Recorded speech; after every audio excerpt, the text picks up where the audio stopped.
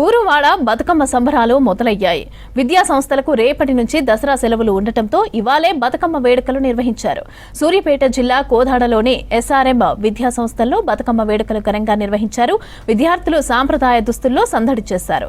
బొమ్మల కొలువు ఏర్పాటు చేసి పండగ బతుకమ్మ దసరా పండగ విశిష్టతను టీచర్లు వివరించారు. ఇక విద్యార్థులు మన పండగలు సాంప్రదాయాలు తెలుసుకోవాలనే ఉద్దేశంతోనే స్కూల్లో వేడుకలు నిర్వహించామని తెలిపింది యాజమాన్యం.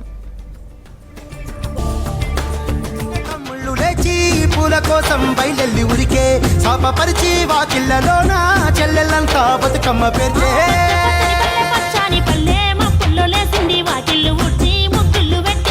ఈరోజు ఎస్ఆర్ఎం పాఠశాలలో మన రాష్ట్ర సంస్కృతికి ప్రతీక అయిన బతుకమ్మ పండగ జరుపుకోవడం జరుగుతుంది.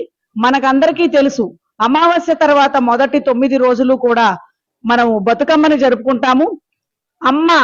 స్త్రీని అమ్మగా కొలిచే మన సంస్కృతిలో ఈ భూమిని మనము భూమాతగా, ప్రకృతిని ప్రకృతి మాతగా భావించి ఈ 9 రోజులు కూడా ఈ స్త్రీ శక్తిని మనం కొలుచుకుంటున్నాము. అందరికంటే కూడా భారతదేశంలో స్త్రీలకి మొట్టమొదటిగా సమానత్వం అనేది మనకు లభించింది.